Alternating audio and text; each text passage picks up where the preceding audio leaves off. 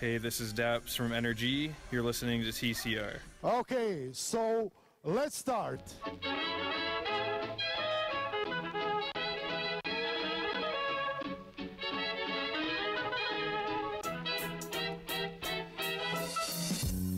Hello and welcome to another edition of The Center Ring, aka TCR, aka your favorite esports podcast.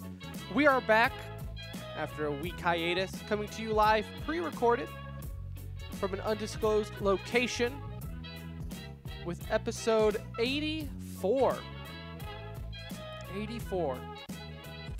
And dare I say it, it is the best episode. Not only because are we back from our little vacation, but because a lot happened in 2 weeks, and we have a lot to discuss. I am Tim. I'll be one of your hosts for this evening. Alongside me, we have Anuj. Hello, Anuj. Man, it's good to be back. It feels like it's been forever. And we have Missed Brett. you guys. I know. It's not like we haven't been playing Call of Duty together or anything. Yeah. What's up, family? What's up? What's up? What's going on? Again, we are The Center Ring. You can follow us on all social media outlets. We have Twitter at The Center Ring, our website, tcr.gg, and that will get you just about everywhere else, to our YouTube, our Discord, little contact us, let us know what you think of the show, anything you need at that point. We will end the show today with e-news. A lot to get to, given that we have a week off. Anuj is going to give us some of his needs-to-knows for the CWL, which is starting up in Dallas. We will actually be there. We'll talk about that later. I wanted to have a discussion with you gentlemen recently with the Blast Pro series and ESL on YouTube. I want to know where, as a consumer, as a viewer, where we stand, so we'll discuss that. But to start the show, let's talk some Counter-Strike, shall we? Let's talk about the ESL Pro League that is finally starting up its playoffs, its finals, whatever you want to call it. And, boy, lots of upsets. Well, it's weird. Going into it, there were upsets going in. I don't know if the final results were maybe as many upsets. I really don't know. Where did you guys want to start? Do you want to just start with the teams that made it out of playoffs? Or do you want to talk about the teams that failed to make it out?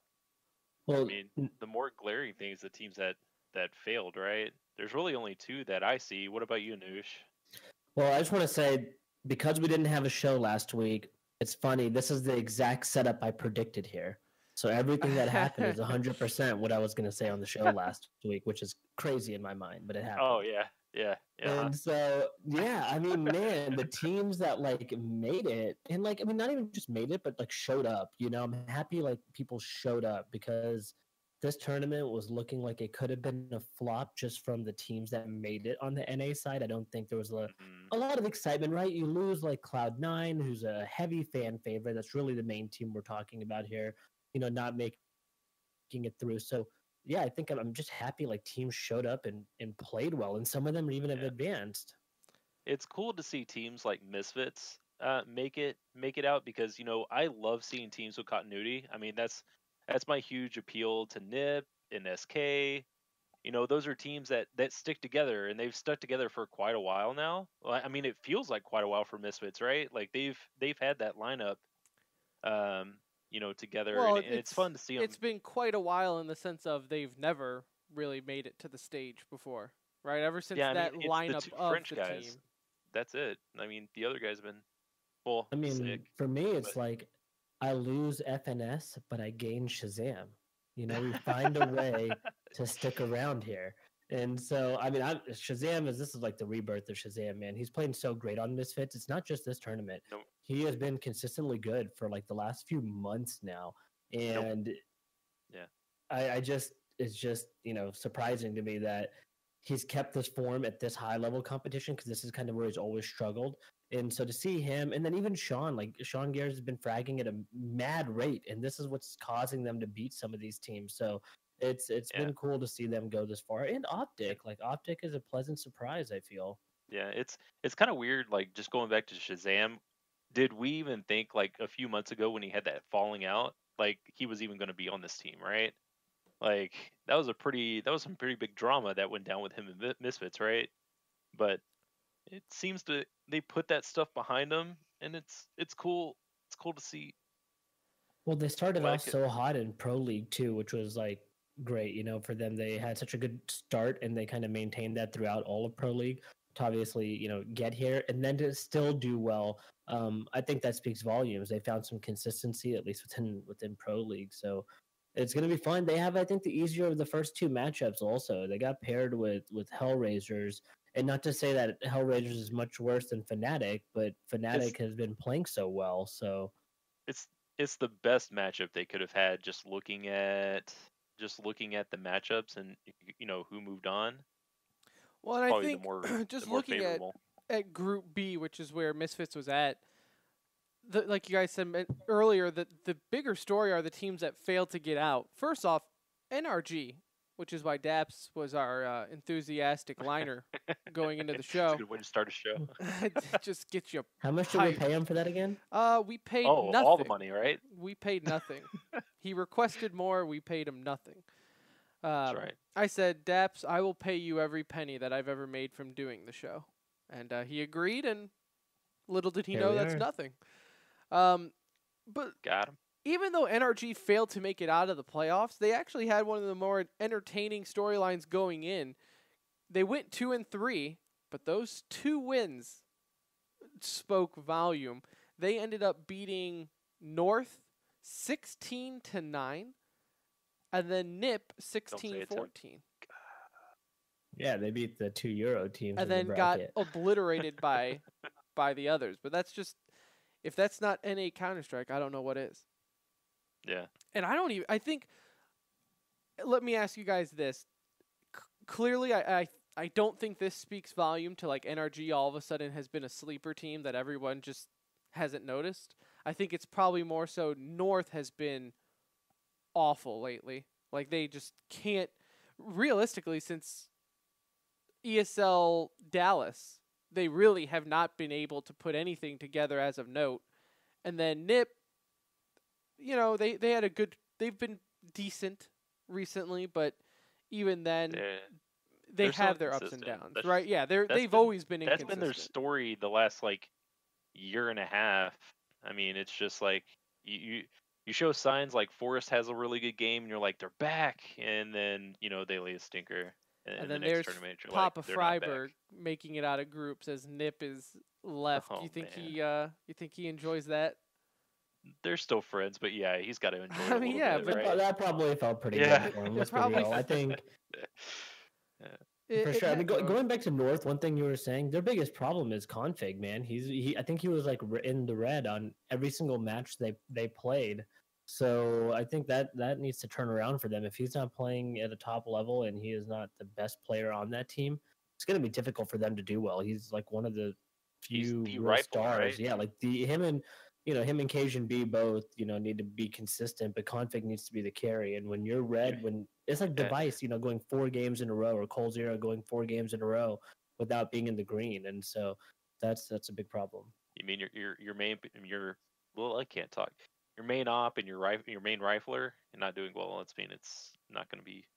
It's going to be bad times for you. You're going to go 1-4, so that's what's going to happen. And then flipping it over to the other side here, of course, SK ended up taking Group B.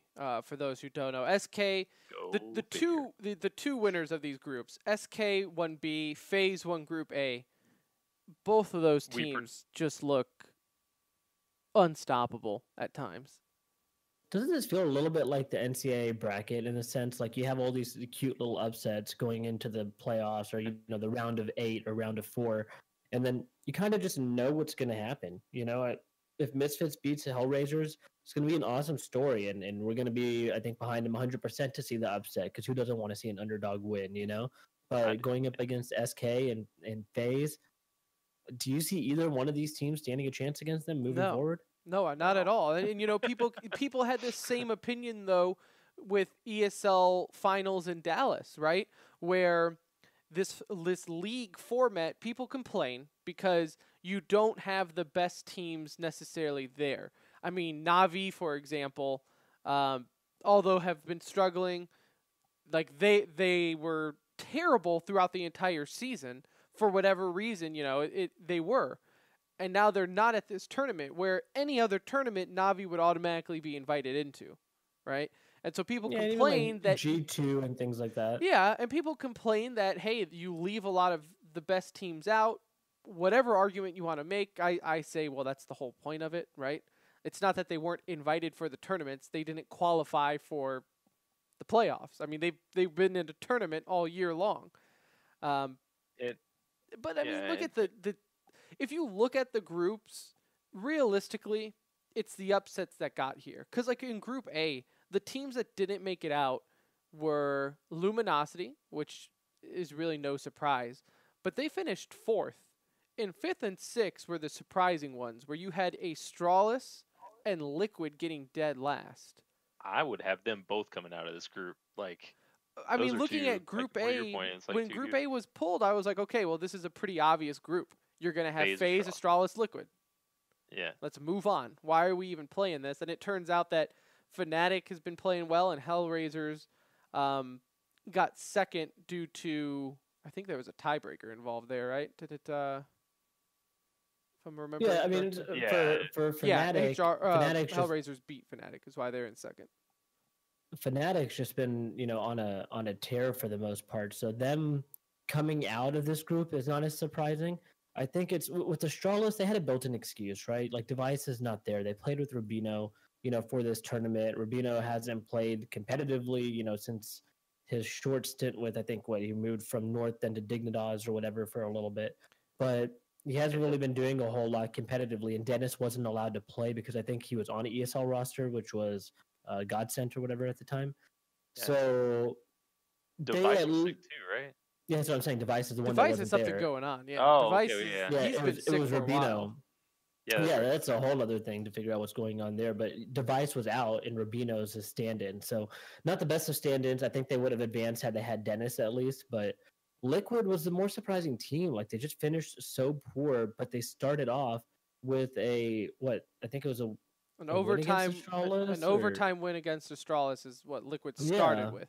But, they, like you said, though, if you're going to give Astralis the pass, for the most part, they had the same situation where Steel couldn't play because of basically for the same reason, right? He wasn't on the team throughout the season. And now he could coach. Right. But he could coach, which so stupid. That doesn't really make sense. But then so you had Zeus, who normally coach, was sitting in to play in as a player.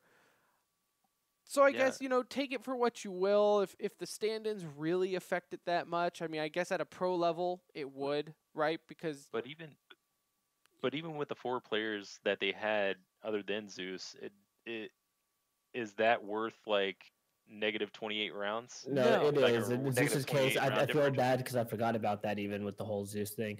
Zeus was, not only was he in the red every match, but he was like double-digit negatives every round. So I think he had one -7 and then one around like -3, but the rest were -10s and 11. So he was a big problem for them, obviously. Because when was the last time he even competed? I mean, I don't even remember the last time. Well, he stood in. Well, he competed with Immortals or Tempo Storm. Yeah. It was some Brazilian team. Was it in Immortals where he stood in for a little bit, or he was on the roster and then he went to go coach? And you kind of wonder why they did that, and it's probably because it was in between SK and Liquid. He did that. Yeah. So yeah, I mean, a little disappointing that we're not seeing those teams advance, but I am excited to see some new and fresh blood like in the water. I think that's exciting to see Misfits go out there and get a chance to compete. And if they beat Hellraisers, they have SK waiting for them. And on the other end, Optic and Fnatic is an interesting matchup to me. I think that's actually going to be a really good matchup too to watch, just to see if Optic can continue on their high, and same for Fnatic, who's just been so consistent. But again, they have FaZe sitting right there waiting for them. It's going to be one of those tournaments where for Optic, Fnatic, Hellraisers, and Misfits going into the actual bracket stage of this tournament, it's like, guys, just do it for experience. Like, get it under your belts. You get the jitters out. For Misfits, as a team, you're finally making it to a stage competition. But no matter which of these 4 teams get out of the quarterfinals, when you see FaZe and SK in the semis, I don't give any of them a chance getting to the finals. Yeah, but None even whatsoever. FaZe recently, and when they get to a main stage like this, do you feel like they're a lock? Like they're just gonna shut it down? I and feel like they're a gimme? lock against Optic or Fnatic. I know they can have their, their little bumps in the road, but against Optic and Fnatic, I mean, I think out of both, Optic would stand the better chance, but man, I don't see it happening. Oh, they're definitely the favorite. I mean, but just inconsistency, leaves a little bit of doubt. But I agree with you. They're definite favorite to go on. It's probably going to be. I would bet my firstborn child it's going to be FaZe and SK. Just your That's first not one, like though. stone, right? Just my firstborn. Yeah. Anuj, what do you think? Are you thinking same thing that we are, where it's going to be SK and FaZe in the finals? Yeah, I mean, I think the best chance for the upset is going to be Fnatic over FaZe, just because again their style of plays. I think will also. I mean, I think that's the best chance. I shouldn't even say that's gonna happen, but yeah, SK FaZe seems like the likely finals that we see. I would see SK taking it over FaZe. I think SK is just coming into form right now, and those guys are just so dangerous, man. I just love watching them play. They're just so free, and it's just great to watch them play. And FaZe to me has kind of become the villain in CS more so than I thought they would. But again, once they all kind of combined forces and pulled the Golden State Warriors, I've kind of caught myself rooting for anybody that plays against them. Not because I don't want to see them be good. If they end up going on this amazing run, that would be cool too. But the whole let's all unite and do this thing has bothered me so much in the NBA that I will carry it over to esports and hold that same sort of grudge there. Yeah. I know you were attacking Nico on Twitter, man. You're going after These but, guys. No, but I mean, there's not one guy on FaZe where I look at, and I'm just like, that guy, he's such a douche. I can't stand. I don't know. I have a hard time rooting against him, but I mean, I don't really get an ego out of him, right? Or is that something you're noticing? No, I feel like Nico's pretty cocky, man. I really do. Like, if you go read his comments, I was gonna say, dude, they have Olaf Meister, which is just. I mean, he's Olaf's just a cool he's a personality. troll, Yeah, he's just a personality. Olaf's just like dude. a cool troll. Like, I love Olaf. I love rooting for him. He's great on so Fnatic. And my guy. Nico, I mean, Nico's, dude, top 1-2 player in the world. So it's amazing just to watch him play. Anytime he touches the deagle, you feel like it's magic, So I love to watch him play. And if these guys are on fire and playing well, again, it's good for CS because you want to see top level CS. And so, again, just rooting for SK. I think it's cool to see them continue this amazing run that they've just been on over the last few years. I don't think that's something I don't think we'll see many runs like this. It's just rare to see this. Yeah. Yep. Continuity. So much continuity, at least in the 4. Yeah. We'll see what happens there. That starts, let's see, tomorrow at 1600 CET. So if you've ever been able to figure that one out. You break out your calculator. What time is that? It's going to be something early. Friendly reminder, it is on YouTube Gaming. So if you were like me, where the first day you're like sitting here waiting for it to start on Twitch, and then an hour later you realize, oh wait, it's on YouTube Gaming. That's where ESL does their broadcast now, which I want to use that as kind of a segue into our next topic, which is more of a discussion. So if you have opinions, you have thoughts, let us know on Twitter at the Center Ring. This all started 2 weekends ago now with Blast Pro Series, right? We actually mentioned it on our show prior to the event that we really didn't understand all the hype around it. It kind of seemed very forced or fabricated or bought, whichever way you want to look at it. I think there were some personalities involved in the creation of it, which always helps people trying to create false hype for this event that is just any other tournament. Sure, you had a funky format. You had some cool rules, a cool stage. Every team playing all at once was the idea behind it. But all that only means anything if you can actually run the matches, if you can actually play the games, host the tournament. Well, they had so much technical delays, they ended up actually canning the entire day 1 and lumping it all into day 2. It was so bad, they've actually canceled the entire day 1, which I don't think I've ever seen happen, and if it has, not in recent memory. At least not for something that hyped. Not for something where it was like you had everybody tweeting about it, and then all of a sudden it crashing down on day 1. And this started, obviously, as consumers, as viewers. I mean, I did it myself, right? You tweet at them, you say, wow, this is an embarrassment, what's going on? Some other people had other choice words, but then you also had the people on the opposite side. And this is anybody, right? It's not just personalities or, you know, whatever, right? Talking heads in esports. You get some just regular Joes doing it as well, but they basically have the attitude of, hey, you don't know how hard it is to run one of these tournaments. You should just be happy that they're doing it, right? Be happy that they're providing this free service for you to enjoy and watch and entertain yourself. And this jumps to ESL Pro League, where a lot of people, me including, are annoyed that it's on YouTube, right? It's not my preferred method. I like Twitch more. I like YouTube's player more. There are aspects of YouTube, but for the most part, put everything on Twitch, and I'll be happy. Right? The Overwatch Pro League is on MLG, for crying out loud. No one's watching that. And again, you have those same people have that same attitude of, well, just be happy that this is some top-notch professional Counter-Strike going on. Who was it? Was it Sponge, right, Anuj? Sponge was the one who tweeted that out, saying, like, just be happy that you get to watch professional Counter-Strike. My issue with all of that type of attitude is, well, we are consumers. We are viewers. I don't care if it's free. I don't care if I paid for it. There are people who've paid for it, right? You get people who go to those venues who have to sit through all those technical delays. Just because you go to a dinner, you go to a restaurant, and they offer you a free meal. Well, if that free meal comes out cold and half-eaten, are you supposed to not complain? Are you just supposed to be happy and eat that meal? I'm gonna walk out and not eat that meal.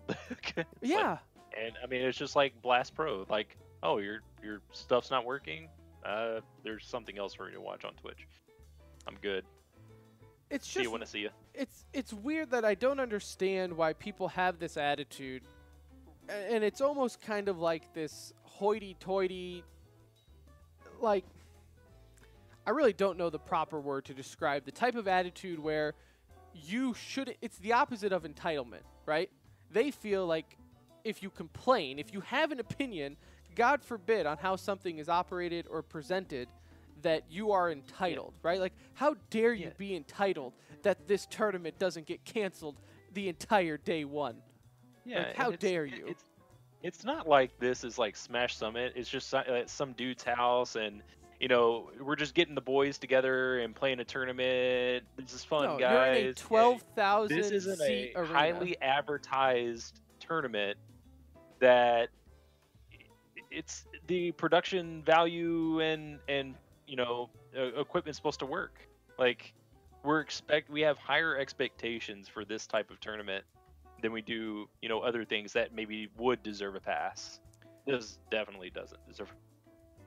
So for me, it's like twofold. Like, I have my one thought is, like, the personalities for CS:GO talent is kind of like through the roof, the entitlement that they have in general. At least I feel, for Counter-Strike versus other talent in other esports, right? It's a boys' club for sure.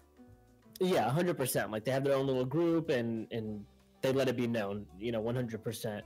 But their opinion to me is gonna always be a little, like, tainted. Like, it's not gonna count as much, in my opinion, as a random fan off the street, because they're employed by them. These guys are looking to get employed by each one of these guys at the next big event. They're never gonna say anything bad.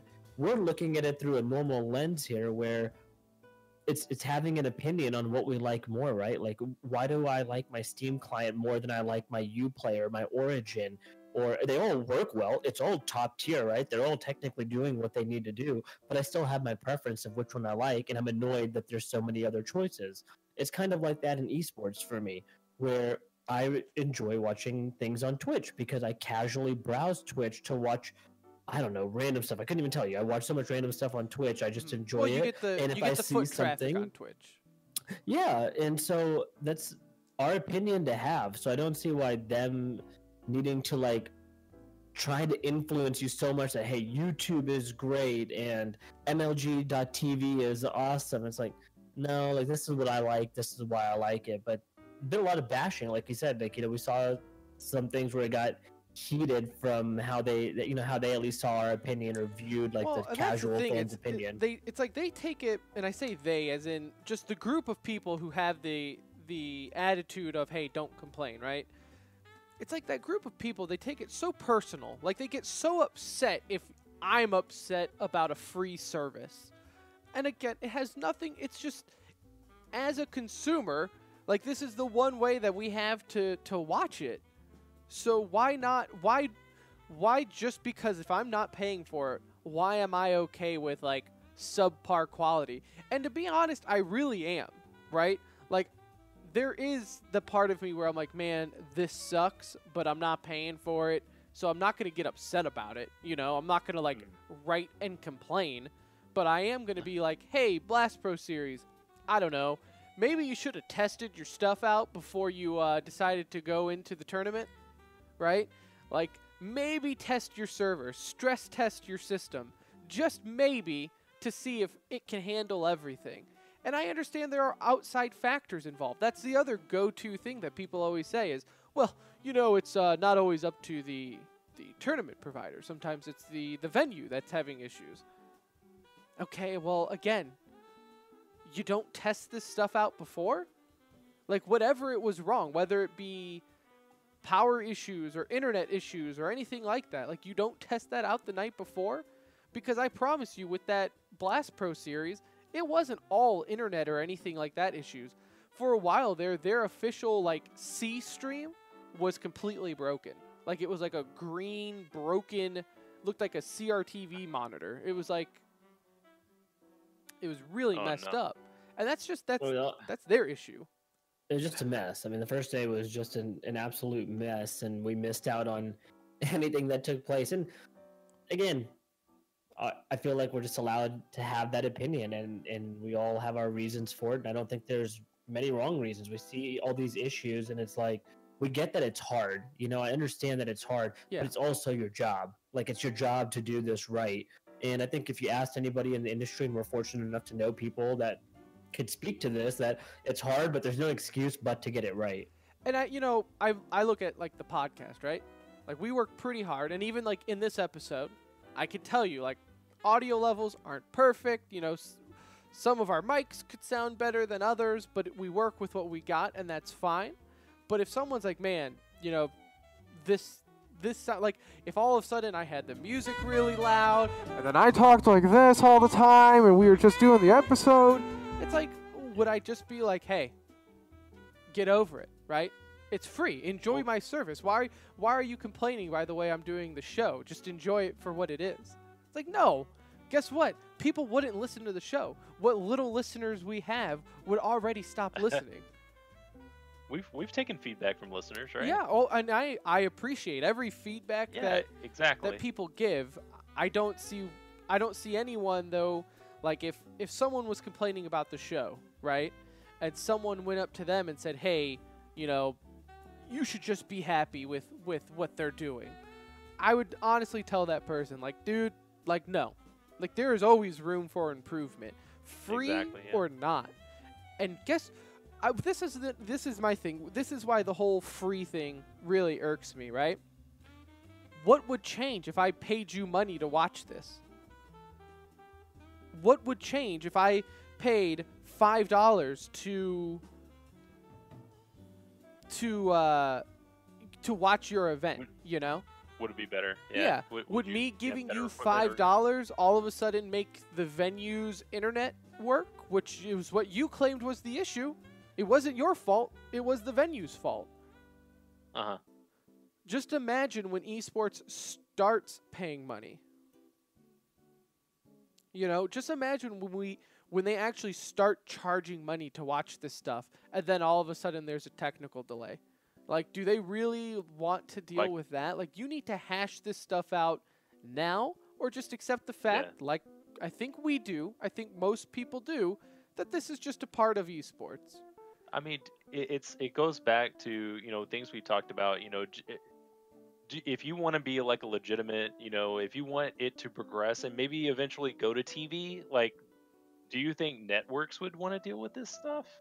Like, you know, if that's what I'm saying. Well, if we're and, you on know, ESPN, supposedly is Blast ESPN Pro gonna be Series like, was on TV. No, it's like in Over Europe. there. I mean, that would Yeah. get old quick. It's like, come on, guys, get your stuff together. You know, Absolutely. we can't have this. So that's what I'm saying. Like, it's just there's so many cop outs that people use. It's like, oh, okay, it's not the venue, or oh, it's free. Well, again, paying for it? What's going to make the difference? It's not. All it's going to create is more of an issue. Because when I can promise you, if there's a delay, or if all of a sudden, you know, this is 2 hours behind schedule. Well, guess what? If I paid for it, and then all of a sudden I can't watch something, then there's going to be issues. Yeah. So I don't know. And That's like, my do you soapbox think we would do you think we would be this upset if it was like, you know, the talent, they were like, yeah, we got all these issues, but look at all this cool stuff I got. Yeah. Like, wasn't that like a big deal? Like, they were just like constant tweets of like, look what we got, look at all this free look at stuff. the hotel It's we're like, staying in, look at this, look at that. It's like, I get it. You're gonna love them. We don't have right. to. We don't have to, right? And half of it's the players' problems too. I don't know why they can't plug in a mouse and a headphone jack properly. Dude, I don't understand what the issue is there. We were laughing. Most of these are USBs, right? Like, I don't get it. We were laughing at this in the pre-show meeting because we were all watching the Overwatch preseason together, and in there, you know, they're swapping players in and out within like a 3-minute break in between matches. XQC gets up, Siegel comes in, sits down, plugs in his mouse and keyboard, and boom, they get into the next match. There was like, in CS, those guys would need like an entire hour to warm up. And it's like there, it's like, oh, look, it's amazing how easy it is. You plugged in your stuff and it all works, and there's no technical issues or anything like that. It's like, gee, it's amazing how in some of these tournaments and how some of these teams just constantly have issues. You know, one way to, I think, even resolve that a little bit is just having an actual warm-up timer, and even if there is a technical delay, that no one can warm up at that point. Like, everyone has to stop playing, because I think part of it is like these guys also like to delay it if their team needs more time to get set up or feel prepared. So, or how about this? As the viewer, having more to your point of news, having a warm-up timer, but something that the viewer can see of, oh, okay, so here's how long they have to warm up. I'm gonna go and get my, you know, drink and use the bathroom before this match starts. You know, so like you have a CWL little not bit- having an end time, for example. Yeah. It's like, oh, I guess we could be there till 9 p.m. Forever, I guess. Yeah. Okay. It's Yeah. I don't know. It's one of those things, like many things in esports and on this show, that it triggers me, and I feel like this is my outlet to rant. And I hope we're just not the only 3 people being hoity-toity about this. Like, I hope some of our listeners are right there with us, saying like, yeah, like, this is ridiculous, or it rubs them the wrong way when a talent tells me to get over it, right? Yeah. I'm your consumer. I'm your customer.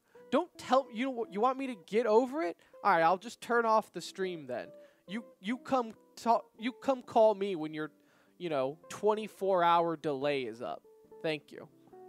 Yeah, because it's not like I'm just like 24 hours itching delay. to watch this stuff, right? Because I won't watch this weekend, but there's going to be another Counter-Strike event next weekend. I'll tune in to another event, and not your It's a ongoing struggle, and I guess I don't know who's the entitled one. Is it me?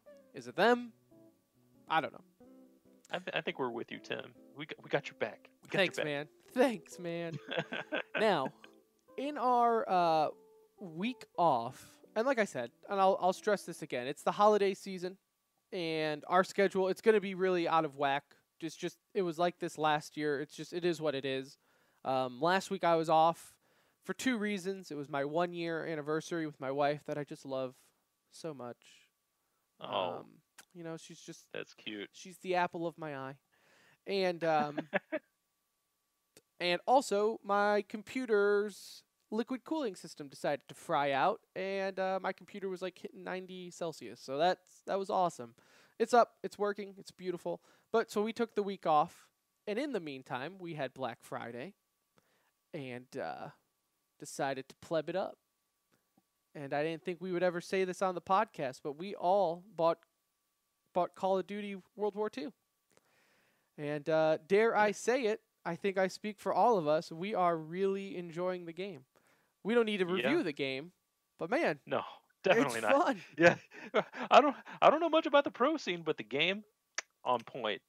Dude, like I think being back to boots on the ground is what we really enjoyed because I don't know, none of us seem to be a big fan of the whole Yes. jetpack thing. I'm just And Ooh, can I even the stop you right pros. here, though? I'm just going to make this clear on the show for everyone.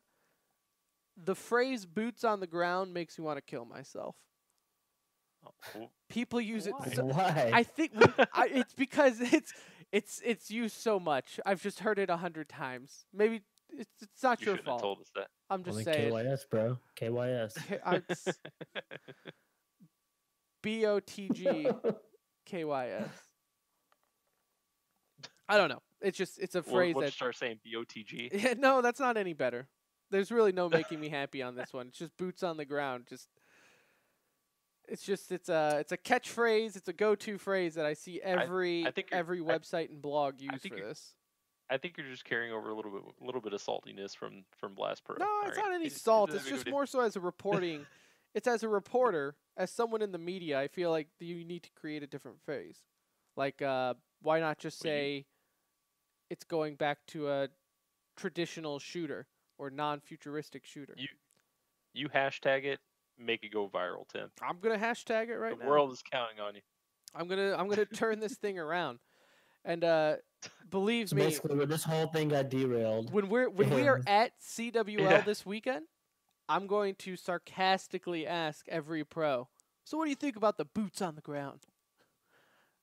Just gonna lay that on thick. With that being said, we are going to be at CWL this weekend. It's kicking off in Dallas this year, so that's pretty dope. We got our media passes. No stress there. That was pretty None smooth whatsoever. transition. And Months Anuj, ago. give us some things to look out for.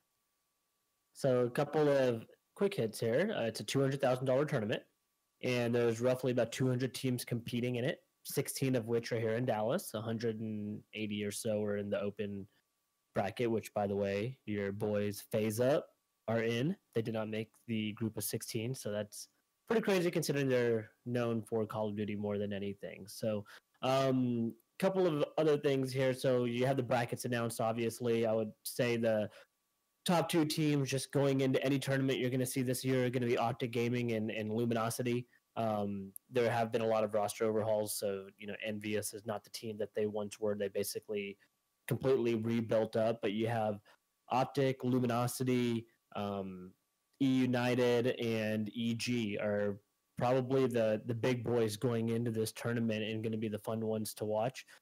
But yeah, I mean, it should be. I'm excited. I'm excited to get out there and honestly see it. I mean, I think there's a lot of new groups that have been put together, so we'll have just to kind of see who works well together, considering this is the first big event for all of them. But I think being out there in person is going to be super cool for us, and getting to watch it and just see it in a different light. Yeah, you hear a lot of stories about the COD crowd and how rowdy they are and what have you. So Well, yeah, that's when going you're to be a bunch pretty of cool. 12-year-olds. God, Tim. Way Oh, to go into this I'm going glass half full. Scorcher. I'm going Scorcher.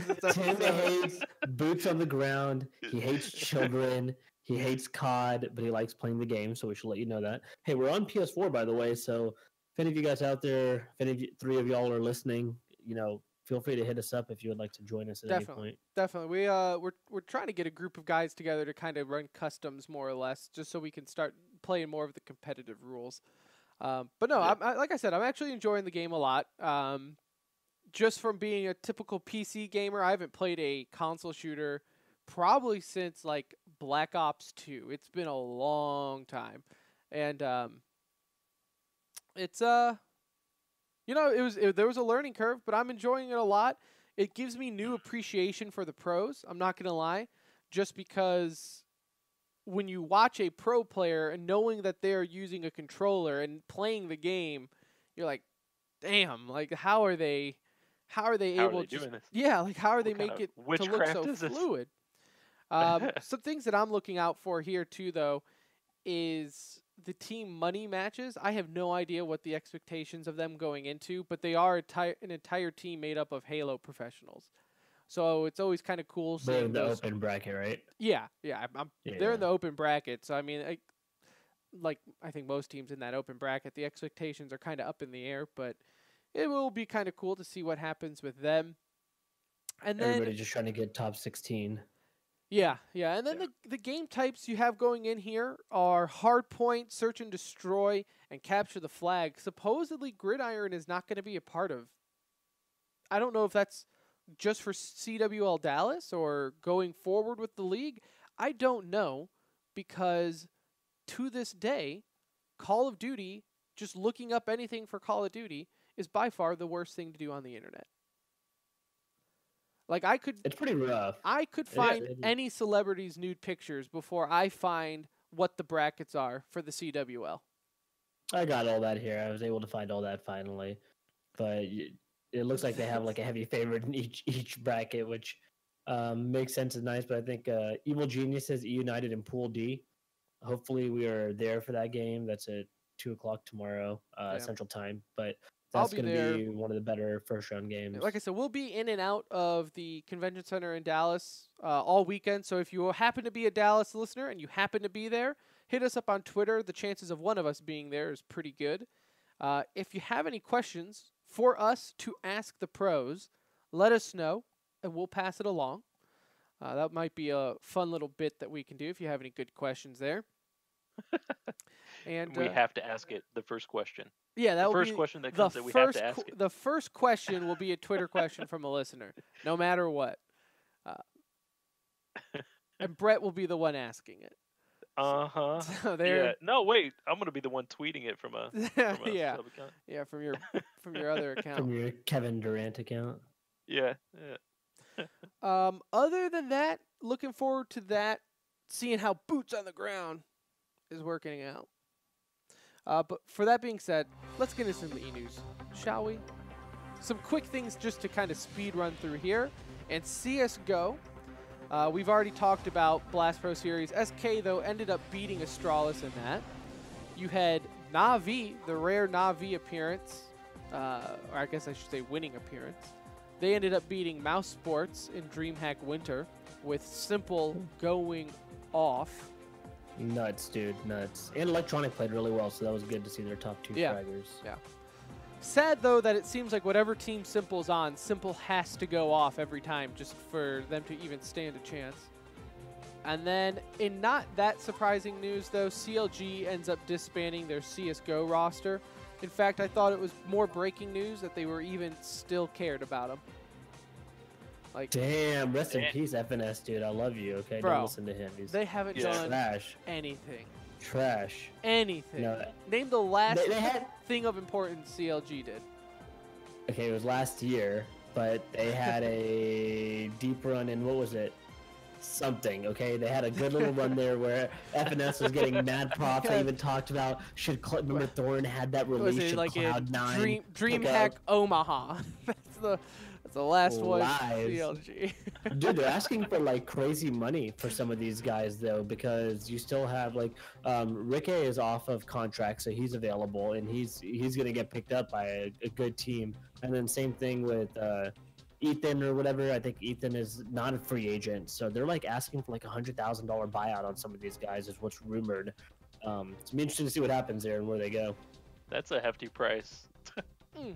I think Ethan's a good young talent. Not all of them, obviously. There's different prices, but I mean, yeah. you just gotta put it in perspective. Like, Nico is 500,000. Wait, Nico is 500,000, and sure, man, he's 100,000. Is he fit the player? I would assume at least fifth the player, right? Yeah. You're pro. You gotta at least be fifth. Yeah. Okay.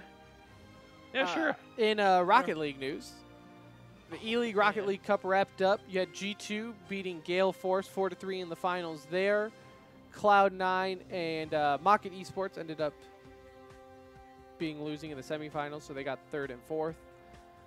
Overwatch, we've kind of hinted at it throughout all the show, but the preseason finally started this weekend. Again, not going to really talk too much about that because we are going to do like a full-on Overwatch, everything you need to know league preview coming up here in a couple of weeks.